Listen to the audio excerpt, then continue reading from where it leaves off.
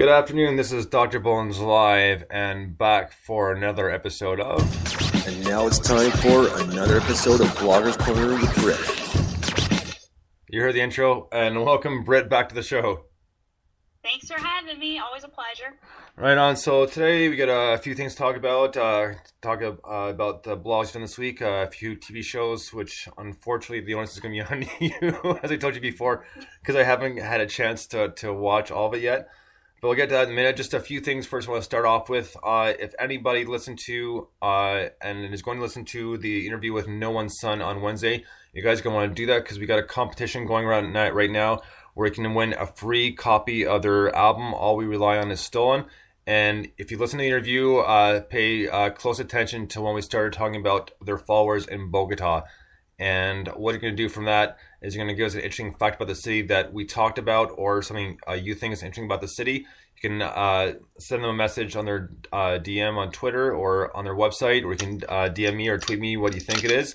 And we will pick the best one, and then the best one will win a copy of their CD. So if you guys haven't listened to it, it's actually really funny. That one segment, the whole interview was a lot of fun. So check it out anyways, because it's worth it.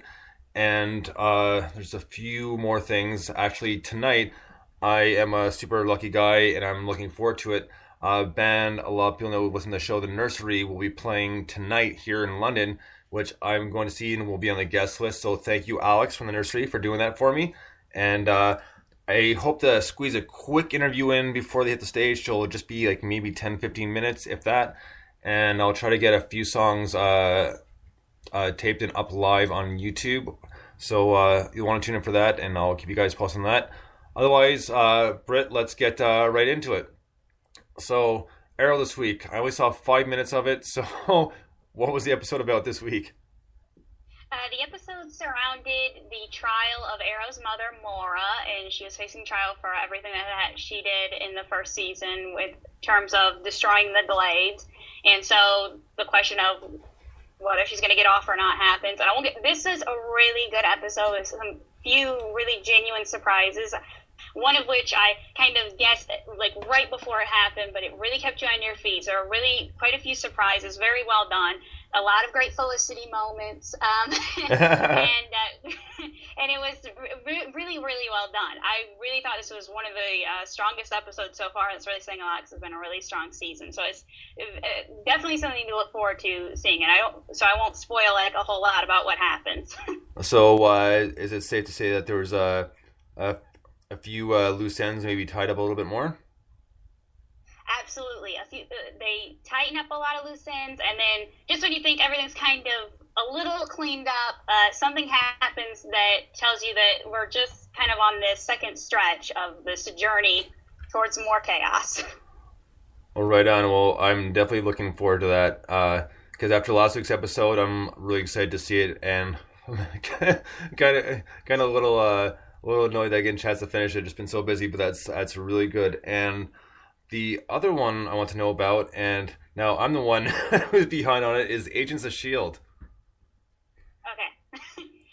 This was, I watched this week, and I've only watched this in the pilot, but this week was basically a Thor-themed episode. So if everyone, who saw Thor, I haven't seen the sequel yet, but it's a fun little tie-in to that, and basically there is a relic, or 3 sections of a relic that have been hidden throughout the world, and a gang of people who want to capture that power, who are basically Asgard worshippers, for lack of a better word, are trying to find it. So the team is trying to get the pieces before they do, so it's kind of like an Easter egg hunt in some regards. And we learn a little bit more about, I guess you'd say, the male leader of S.H.I.E.L.D., who's not Agent Coulson. And it's very weird. I'm still trying to figure out what exactly is revealed.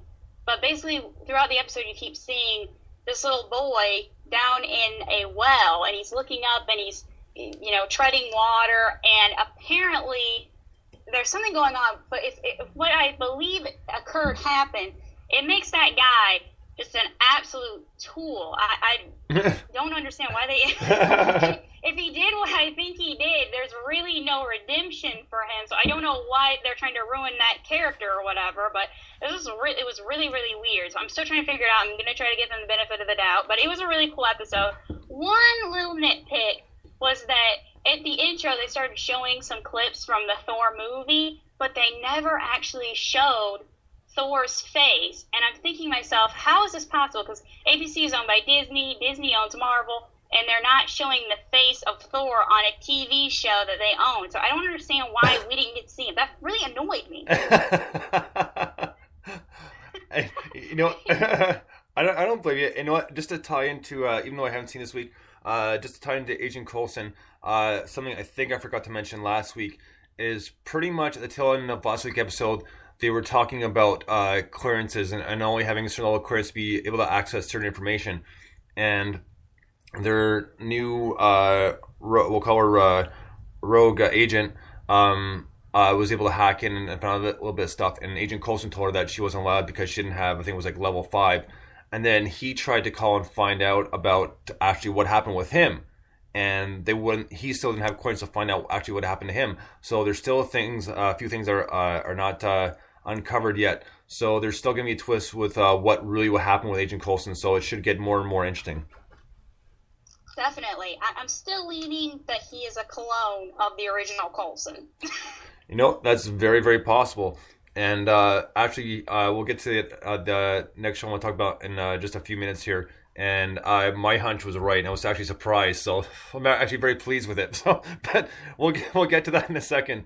But I actually did get a chance to see Thor, the sequel, on Tuesday, and that was a really, really good movie. So pretty much they brought essentially all the old cast back. So Natalie Portman, Kat Dennings got a bigger role in it this time because she was just the kind of the lowly intern this time. Now she got more time, and you can, for lack of better words, it's nice to see you can play on with her catty attitude and sarcastic sort of humor. So it makes it that much more interesting. And you go a little bit deeper into Thor, and they again a little bit in the previews, but Loki again is more involved, and of course he's the character you love to hate because Loki, whether it's been mythology, gods, or even religion, Loki's always been a troublemaker and the trickster, and he's the kind of character that people love to hate, and he plays quite a big role, and a role that people would be surprised with in this one. Okay, well, it sounds really interesting. I haven't got a chance to see it yet. One of the things that when I saw the preview that made me a little weary in terms of expectations was it seemed like a lot of Asgard special effects, and it seemed like there was going to be a lot in the tangible sense. Does that get tiring, aesthetically speaking? You know what? At the very first, it took me a little bit to kind of form an opinion because I'll admit to, on the first little bit, it kind of was hard because not that it wasn't a good movie, I just was trying to kind of get more into because it didn't seem to grab you right away, right at first. And you're right that it had a lot to do with Asgard this time, quite a bit. Okay, and does Anthony Hopkins have a big part? There's no, there's a reason for them playing in Asgard a lot because something happens, and if people remember the last one with all the different with the 9 different planets, it's got to do with alignment and pretty much we'll call it a disease that was created like 1,000 years ago that Odin's father had taken care of, or supposedly taken care of. Okay. So in terms of, is it better than the original, on par, or worse? I think it's on par. I wouldn't say it's worse, but I think it's on par. Okay. But definitely worth. I mean, it is worth it. I mean, I really did enjoy it. And this time around with the 3D effects, it helped, but I don't think it was that necessary this time. There's only maybe a few parts when they're traveling around Asgard that made it worth it. But there's a lot more comic relief this time, and the main scientist, Eric, I can't remember the last name. This is his character's name. Played a bit of a humorous role, and of course, just like all Marvel movies, you see Stan Lee for a few minutes, and he's got his 2 lines. So, and it was this time around. I was actually, with all the stuff going on, I was thinking that's one of the things I was thinking about the whole time. Is like, where are they going to put Stan Lee in here? Oh yeah, that's always on the top of my mind. My favorite cameo he's done was when he was Hugh Hefner in the first Iron Man movie. Yes, yes, yes. Yeah, he's just awesome. He was actually in these are I guess some of cult classic movies, but they actually did pretty well. Is the director Kevin Smith? He had about 6 movies. No, there's the Clerks and Clerks 2. There was Mallrats, Chasing Amy, Jay and Silent Bob Strike Back. All those movies. And Stan Lee was actually in Mallrats, which was the second movie in the run of movies that Kevin Smith made. And it was pretty funny because the short and skinny of it is they went to this mall to get autographs because Stan Lee was signing autographs. And then later on, they show this guy, and this guy's, let's say, mid-20s, but still like kind of hasn't grown up and still like really into comic books and asking the most ridiculous questions. So, like, I'm not sure. I've during the show, if I got time to find a small clip, I will. But if not, I'll find it later and definitely post it because it actually is pretty funny. Okay. So, and actually, the character's name is Brody, but it's being played by Jason Lee. Oh. So this is before he kind of started to get really big, but it was. It was funny, and I wouldn't not say graphic questions, but just like you kind of look at him funny, thinking like, why would you ever ask a question like that, or why would you even be thinking about that? Yes, exactly. It was so funny. A few months ago, Stanley was at a Comic-Con event, and a radio station in Detroit sent one of their interns to interview him, and it was very interesting. It was right around the time that Man of Steel had come out, and the guy was a big comic book buff, and he was asking Stanley all these questions, and Stanley got very serious, and basically one of the things that I learned from it was how angry Stan seemed. He was talking about the actual mechanics of Superman flying, and he said that there's no evidence, and every time that he comes with a superhero, he tries to give a mechanical reason for how they're able to do what they do, and I was so blown away by how sharp this man is. I believe he's like 90 years old, and he was the young kid who was interviewing him could not keep up with this guy's just mind. It's just unbelievable. Oh, that's really impressive. Because and the thing is too is like, you're right.